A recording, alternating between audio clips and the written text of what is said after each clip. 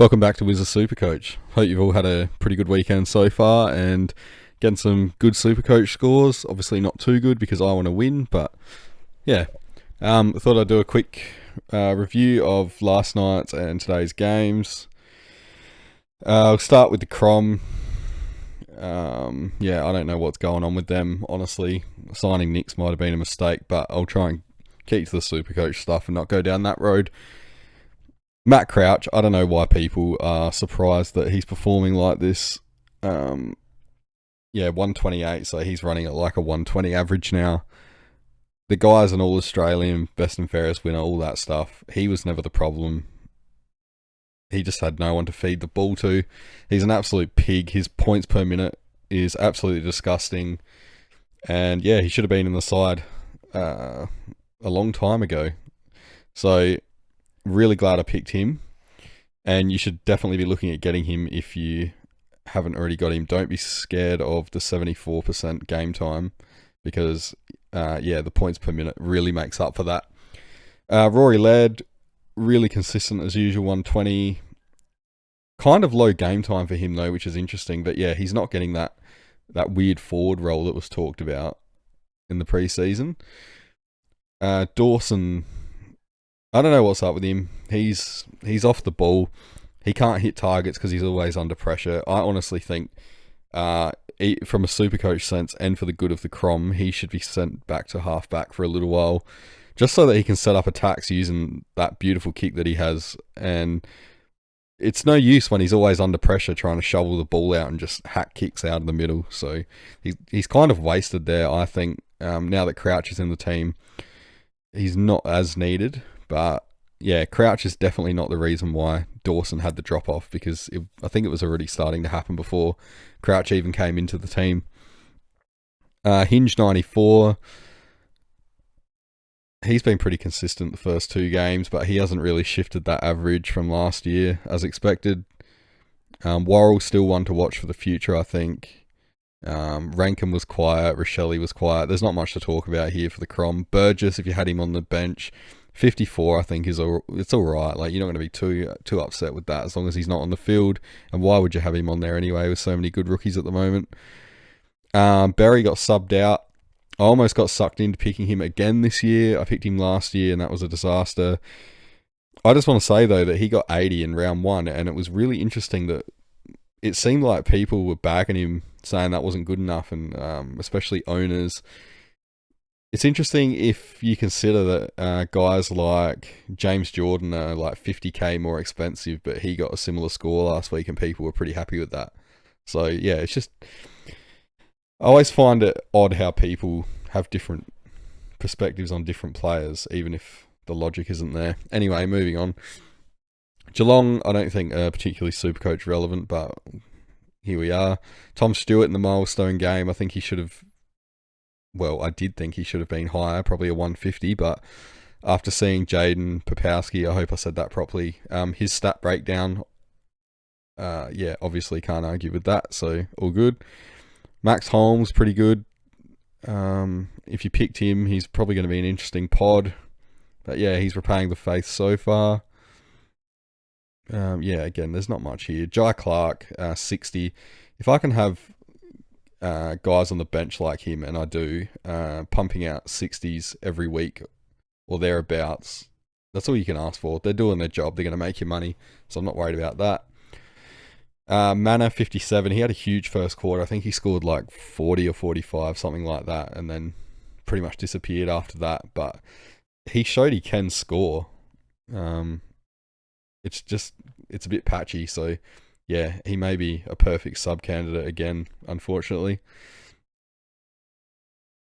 So then we get to today's games. We'll go chronologically, start with North and the Dockers.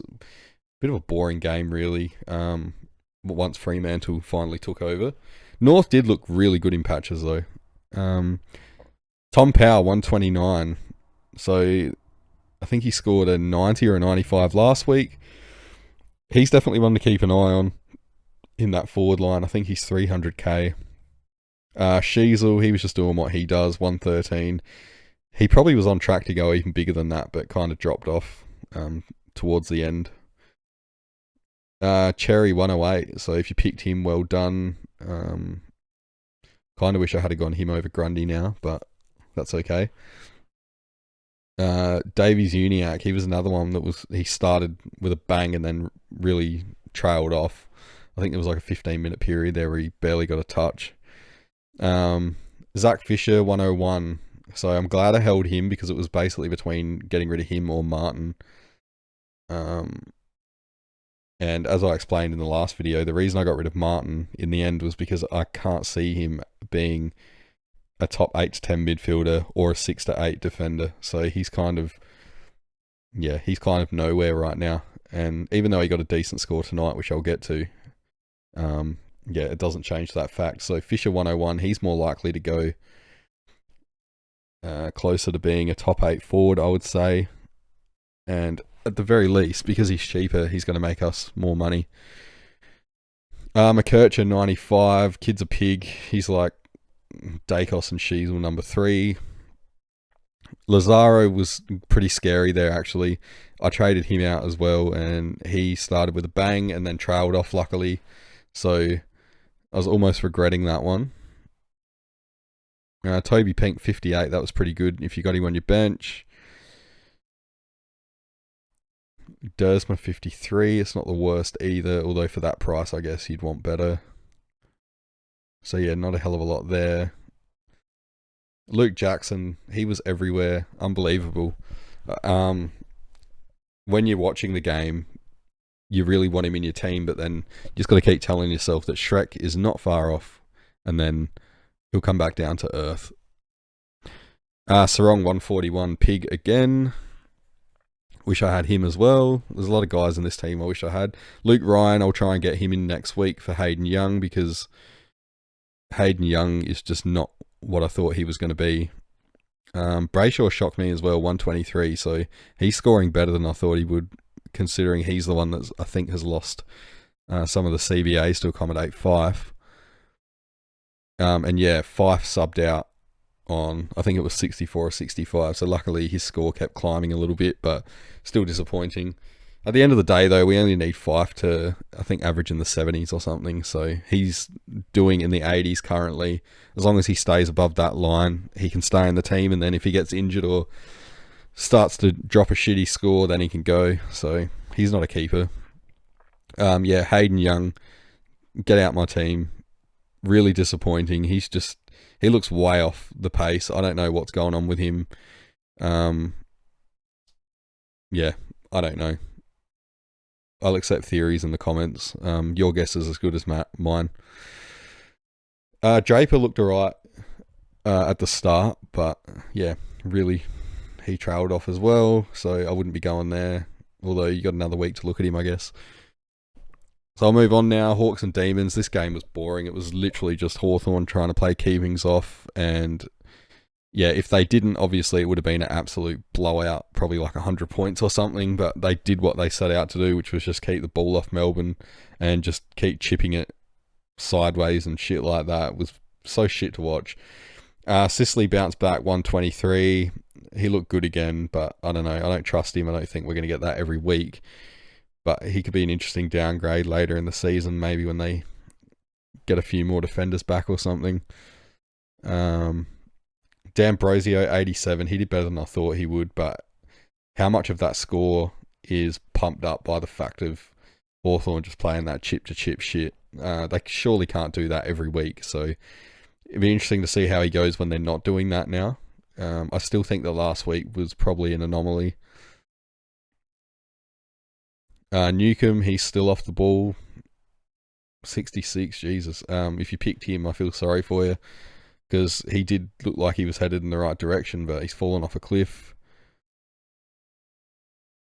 Watson, 56. For his price, again, you'd want better, I guess, for a rookie. Dylan Moore, 44. Wow, what happened there? I watched the game. I didn't even really notice him, to be honest. So Petrarca, 146. Even with Clary in the team, he's doing fine. Gorn, 113. I say it every week. Gorn always returns. I don't care if he gets a shitty score. You just got to have faith in the guy. He's the best ruck in the comp. Jack Viney, 107. He's definitely more consistent these days, but still better options at that price. Clayton Oliver, 82, so definitely look at him later on as a downgrade, although I still wouldn't trust him because of the off-field shit.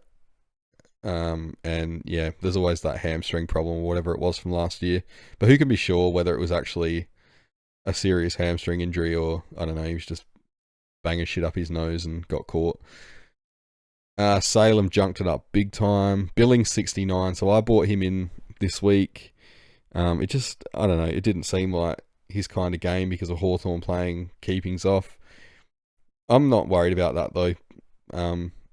Yeah, Billings is just there to make money, and 69's fine for that. I'm honestly not too worried. House, 68, so he's going to make us a ton of money on the bench there. Well, actually, I got him on the field for now, but he will end up on the bench. Windsor, 40, that's disappointing for anyone that had him. And Hoare, Goodwin, you terrorist. I had Hoare ready to come in for Gibcus, obviously. And then I saw he was starting a sub, so I had to change to Caulfield at the last minute. Now, Bevo's probably going to do the terrorist double act, so we'll have bloody Saddam and Osama doing it to us. Caulfield will probably be made the sub tomorrow, or something like that, because Bevo is an arsehole. So yeah, expect anything there. And then tonight's game, somewhat more entertaining at least. Swans are really good to watch. Heaney, 128, Goulden, 149, so cream rises. I got Heaney in this week, so that was nice to see. Although, I hope he's not going to get rubbed out. I don't think he will, because it looked like there wasn't really anything in it, and I think it was accidental, but you never can tell with the AFL. He should be protected because he's a northern club, and we know the AFL love them. Yeah, Goulden really piled it on in the second half. He was looking a bit quiet there to begin with. Grundy as well, he recovered nicely. He was looking quiet too. 99, so if he can just keep in line with Cherry and that, he's fine. He'll get upgraded eventually. He's not a keeper. Roberts, take a bow, 94. That's a great score for 160k or 150k rookie, whatever he is. Had him on the field.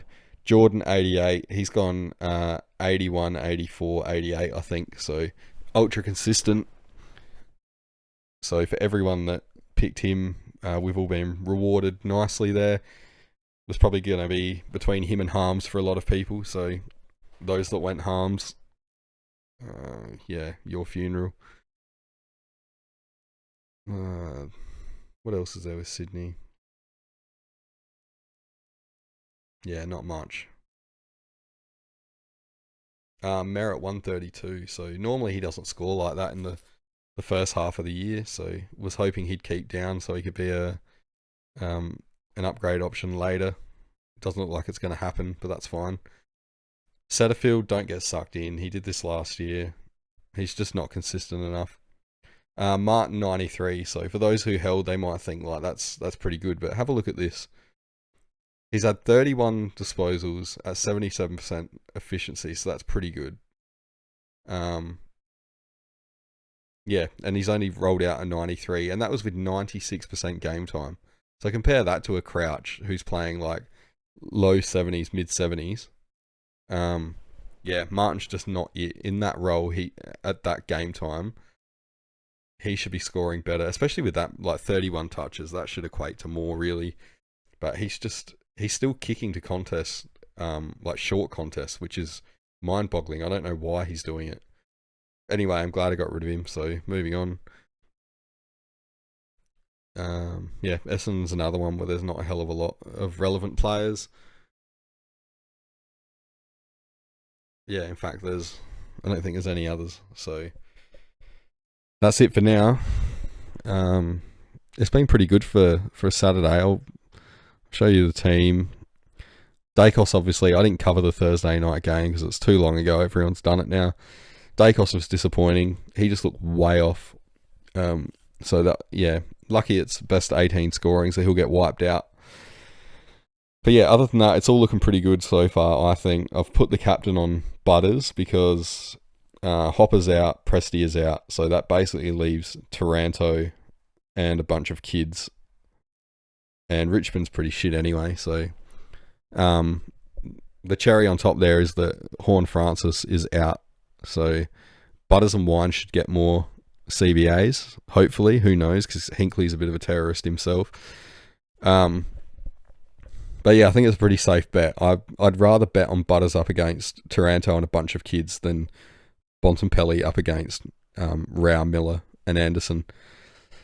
That said, Bont's still a pretty good pick because English is going to come up against Ned Moyle in the ruck. So if you haven't seen it yet, Witts is out. So yeah, Bont's still a fine pick. But yeah, let me know in the comments how your weekend's going so far. Traditionally, I think Sundays is where it all goes to shit normally. So yeah, good luck tomorrow. And yeah, hopefully you get a good score. But again, not too good. Thanks for watching, and see you next time.